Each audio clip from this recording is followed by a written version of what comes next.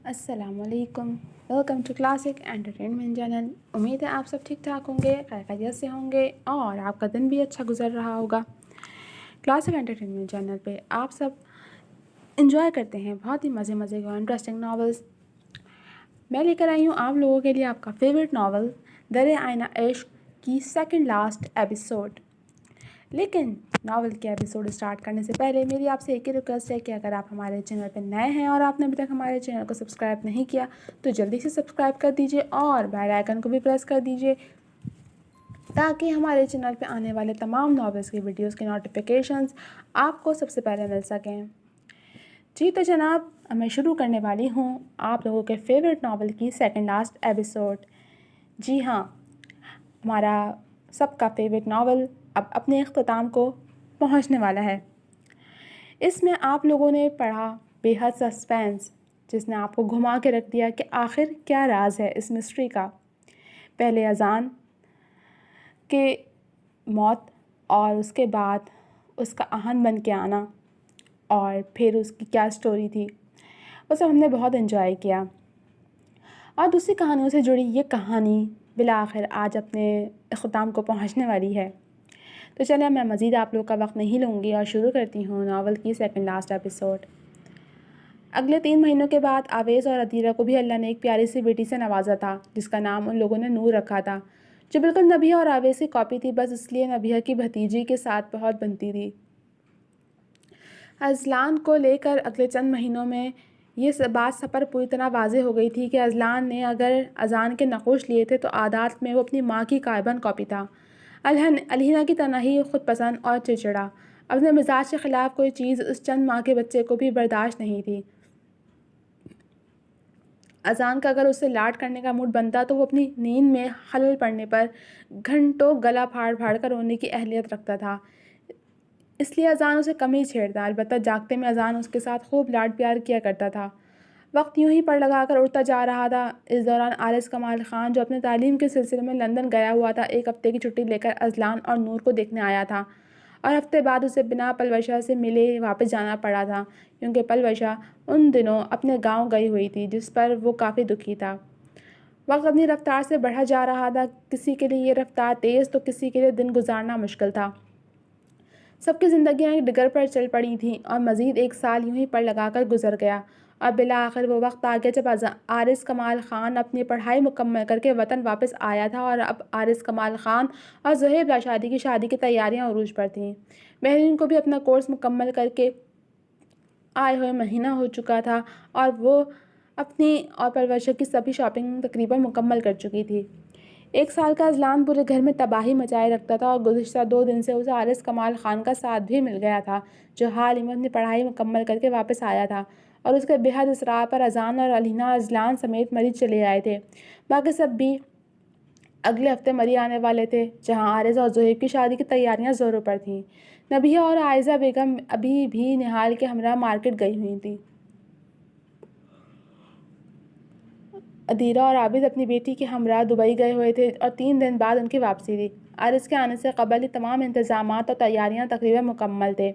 नवीन बेगम और अलीना भी सारी शॉपिंग पहले से ही कर चुकी थीं, क्योंकि जब से अजलान ने क्रॉल और पे चलना शुरू किया था वह एक पल के लिए भी सुकून से नहीं बैठता था और अलीना की सारी एनर्जी उसके पीछे लग जाया करती थी। वो दोनों घरानों का लाडला था। नवीन बेगम और आयशा बेगम रिवायती नानी दादी की तरह ही उसके लाड उठाया करती थीं और वह 1 साल का बच्चा जब चढ़ जाता था तो किसी के काबू में नहीं आता था। आरिस अजलान को गोद में लिए बैठा उसे अपना नाम आरिस सिखाने की नाकाम कोशिश कर रहा था, मगर अजलान लाशारी एक ऐसा अनोखा बच्चा था जो अपने मूड के ख़िलाफ़ किसी को रिस्पॉन्स देना तो दूर किसी की जानिब देखता तक न था, फिर चाहे कोई चिल्ला चिल्ला कर थक जाए। अच्छा बोलो चाचू। अब की बार आरिस ने एक नई कोशिश की थी। शायद इस बच्चे के लिए आरिस कहना मुश्किल था। आरिस ने सोचा, अजलान बोलो चाचू। 15 मिनट की तगोदो के बाद अजलान ने बिला आखिर आरिस की जानिब अपनी नज़रों का जाविया मोड़ा तो आरिस को उम्मीद लगी थी। पिछले 15 मिनट में अजलान ने एक बार भी आरिस की बात पर रिस्पॉन्स नहीं दिया था, बस हाथ में पकड़ खिलौने में मगन रहा था। यस बोलो चाचू, आरिस ने रुक रुक कर कहा। चाकू, अजलान ने मासूमियत से कहा तो पीछे کمال خان کا جاندار قہقہ گونجا جس پر عارض قسیانی ہنسی ہنس کر رہ گیا۔ چاچو، عارض نے پھر دہرایا تو جواب بھی وہی آیا تھا، چاقو۔ اب عارض نے ماتھے پر بل ڈالے اس چھوٹے سے پٹاخے کو دیکھا تھا جو عارض کی گود سے نکل کر کھلکھلاتا اب بار بار لفظ چاقو دہراتا ادھر ادھر بھاگنے لگا۔ وہ شاید نیا لفظ سیکھ لینے پر خوش تھا، جبکہ باقی سب گھر والے اب عارض کو چاقو کہہ کر چڑھا رہے تھے، اور نہال نے تو عارض کو چاچا چاقو کا لقب بھی دے دیا تھا۔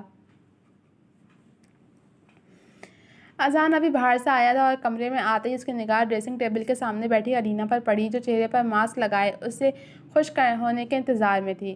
علینا شادی کے 2 سال اور ایک بچے کے بعد بھی بالکل پہلے کی طرح فریش تھی، کیونکہ اس نے خود کو کبھی نظر انداز نہیں کیا تھا، اور خود کو مینٹین رکھنے میں اذان نے اذلان کی ذمہ داری برابر اٹھا کر اس کا بہت ساتھ دیا تھا تاکہ علینا اپنے لیے بھی کچھ وقت نکال سکے۔ ہیلو لائف لائن، علینا کے قریب جاتے اس کے سر پر پیار کرتے ہوئے اذان نے کہا تو اس نے ہاتھ ہلا کر اس کے ہیلو کا جواب دیا تھا۔ چہرہ البتہ بے تاثر ہی تھا، جو ماسک خوش ہونے کی وجہ سے اکڑ چکا تھا۔ اذلان کہاں ہے؟ اذان نے اگلا سوال پوچھا تو وہ انگلی سے 2 منٹ کا اشارہ کرتی واش روم کی جانب چلی گئی، اور کچھ دیر بعد فریش سے دھلے دھلائے چہرے کو فیس ٹاول سے پونچھتی باہر آئی تھی۔ تم جانتے ہو اذان، ماسک لگا کر میں بات نہیں کر سکتی۔ تم چاہتے ہو میرے چہرے پر رنکلز پڑ جائیں؟ علینا نے ڈریسنگ ٹیبل سے کوئی کریم لے کر چہرے پر ملتے اذان کو دیکھتے شکایت کی تھی، تو جو اب بیڈ پر بیٹھا اپنے پاؤں بوٹوں کی قید سے آزاد کر رہا تھا۔ میری ایسی مجال؟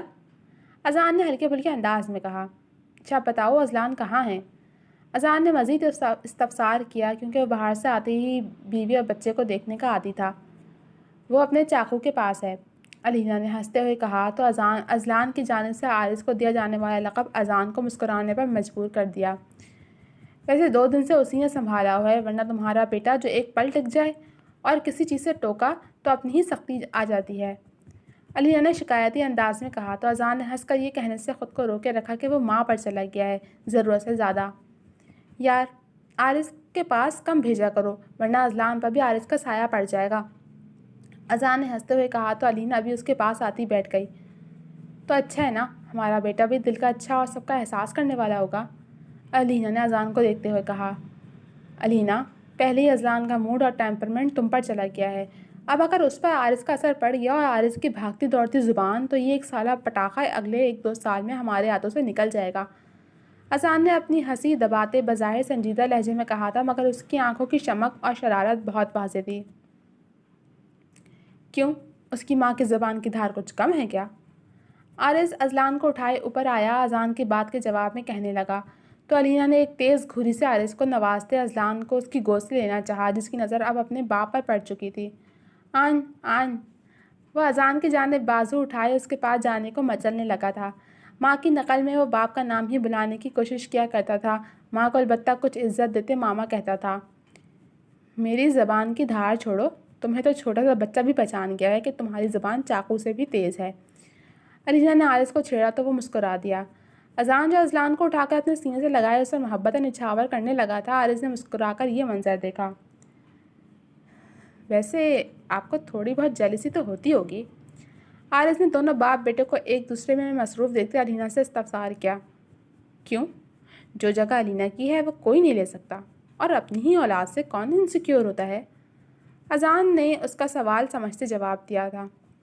بالکل، جب اپنی اولاد ہوئی تب پوچھوں گی کہ پرورش زیادہ عزیز ہے یا وہ، علینا نے کہا تو عارض کے چہرے پر شرارت ناچ گئی۔ پہلے تو جو عزیز ہے اسے آنے دے پاس، پھر مزید عزیزوں کے بارے میں سوچیں گے۔ عارض نے اپنی بے تابی کا برملا اظہار کیا تھا۔ وہ جب سے آیا تھا پلوشہ سے مل نہیں پایا تھا۔ منصور صاحب کے خاندان میں شادی سے پہلے لڑکیوں کا مکمل پردہ کروایا جاتا تھا، اس لیے ان کی رسموں میں بھی دولہے کو جانے کی اجازت نہیں ہوا کرتی تھی۔ غرض یہ کہ عارض کمال خان نے 2 سال سے اپنی بھوتنی محبوبہ کو تصویروں کے علاوہ نہیں دیکھا تھا۔ تھوڑا وقت رہتا ہے، صبر کر لو اور اپنے کیے گئے کارناموں کا خمیازہ بھگتنے کو تیار رہنا، اذان نے زوم آئی انداز میں کہا تو عارض چھٹک کر اسے دیکھنے لگا، پھر ان تینوں ہستیوں کو ایک دوسرے میں مصروف دیکھتا وہ خاموشی سے کمرے سے نکل گیا۔ وہ اپنے کمرے میں داخل ہوا تو پرفسون سا ماحول اس کے حواسوں پر چھانے لگا۔ سامنے ہی دلہن کے روپ میں سجی دھجی پلوشا قہر ڈھا رہی تھی۔ اس کے چہرے پر گھونگھٹ تھا، مگر وہ اس کے روپ میں کتنی حسین لگ رہی تھی وہ عارض کمال خان اچھے سے جانتا تھا۔ وہ اپنے ویسٹ کوٹ اتارتا بیڈ کی جانب آیا تھا۔ تم جانتی ہو میں نے اس پل کا کتنا انتظار کیا ہے؟ اس کے گھونگھٹ کی جانب ہاتھ بڑھا کر اٹھایا ہی تھا کہ اگلے ہی لمحے وہ کرنٹ کھا کر دور ہٹا تھا، کیونکہ گھونگھٹ میں سے پلوشا نہیں بلکہ ٹینگو برآمد ہوا تھا۔ استغفار! آنکھ کھلتے ہی اس کی زبان سے بے ساختہ نکلا تھا۔ آج شام اس کی شادی تھی اور صبح ہی صبح ایسا خواب! عارض کمال خان اپنے دوستوں کو کوسنے لگا، کیونکہ جب سے وہ لوٹ کر آیا تھا ان کی ہر بار ملاقات میں ایسی ہی گفتگو ہوتی آئی تھی، اور گزشتہ رات مہندی کے چھوٹے سے فنکشن کے بعد سے تو وہ دونوں اس کی جان کو بنائے تھے۔ لعنت ہو تم دونوں پر، اور اللہ کرے وہ ٹینگو! عارض کہتے کہتے خاموش ہو گیا تھا، کیونکہ وہ جانتا تھا کہ وہ پپی پلوشا کو کتنا پیارا تھا، اور پلوشا کے لیے وہ اتنا تو جھیل سکتا تھا، جبکہ وہ اپنی جانوروں سے الجھن کے بارے میں بھی اسے آگاہ کر چکا تھا، اور اس سے امید تھی کہ وہ اس کی بات کو سمجھے گی۔ سوچوں کا سلسلہ آج شام ہونے والی تقریب کی جانب گیا تو اس کے وجود پر چھائی کلف اور بیزارگی ہوا ہو گئی۔ وہ اٹھ کر فریش ہونے چلا گیا۔ نیچے سے اسے شور شرابے اور نبیہہ اور ادیرہ کے ہمراہ عائشہ بیگم کی آوازیں بھی آنے لگی تھیں۔ علینا اور اذان البتہ اب لاشاری ہاؤس چلے گئے تھے۔ ناشتہ کر کے اذلان سے مل لیتا ہوں، پھر دن بھر کہاں موقع ملے گا، فیصلہ کن انداز میں کہتا وہ فریش ہونے چلا گیا۔ عارض کمال خان اور زہیب معراج لاشاری دلہا بنے بہت شاندار لگ رہے تھے۔ دونوں باراتیں ایک ساتھ بینکویٹ ہال میں آئی تھیں اور روایتی انداز میں ان کا پرزور استقبال کیا گیا تھا۔ کچھ وقت بعد نکاح کی رسم ادا ہوئی تھی اور پھر دلہنوں کو اسٹیج پر لا کر دلہوں کے برابر میں بٹھا دیا گیا تھا۔ دونوں دلہنوں نے ہم رنگ ڈل گولڈن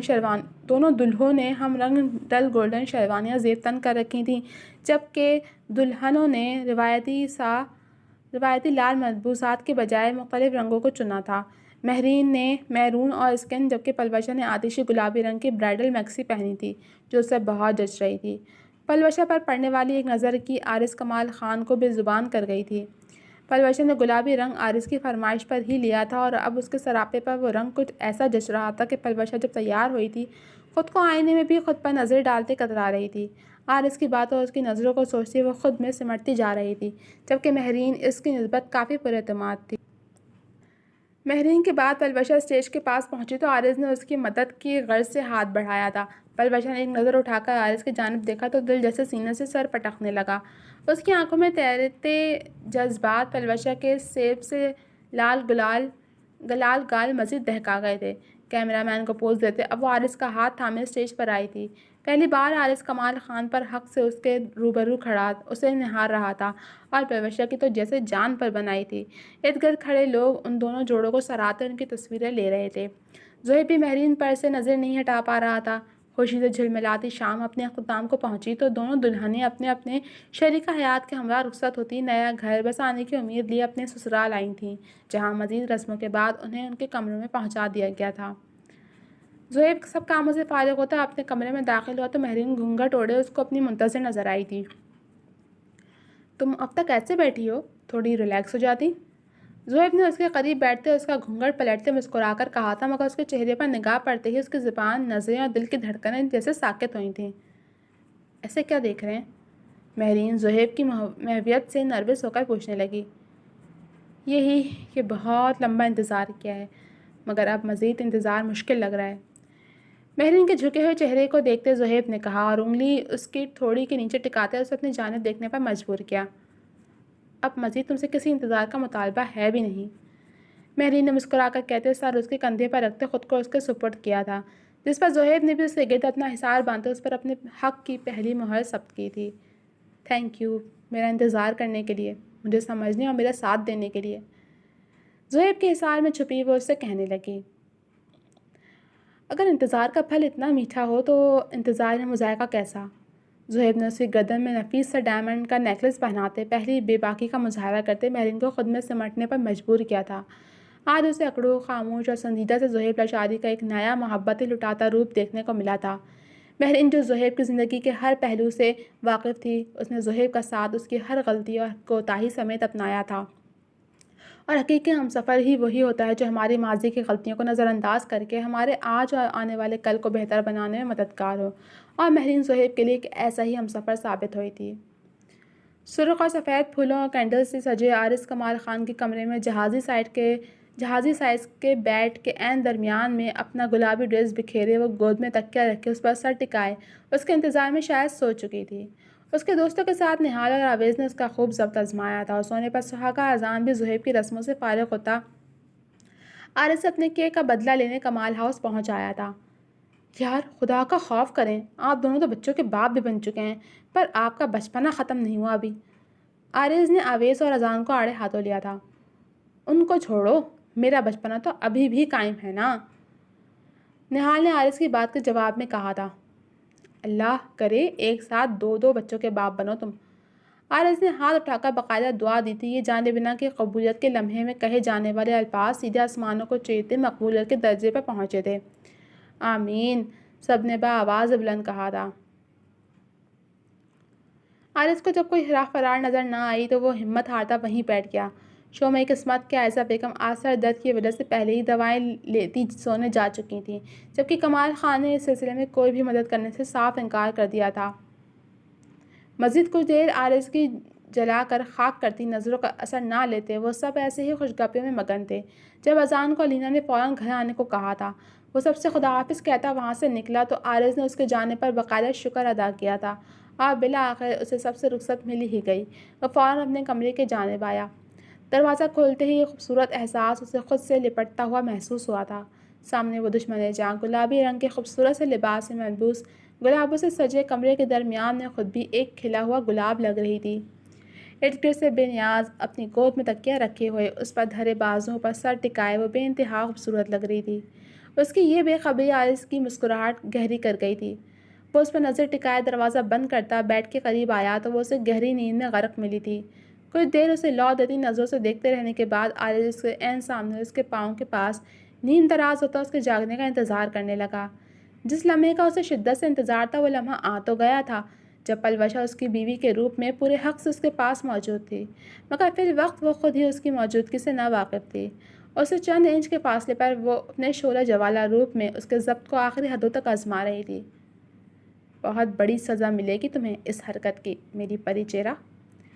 پلوشہ کی جانب رخ موڑتے وہ دل ہی دل میں اس سے مخاطب ہوا تھا جو اب بھی اتنے بھاری جوڑے اور زیورات سمیت آرام سے سوتی عارض کمال خان کا آرام چھین گئی تھی۔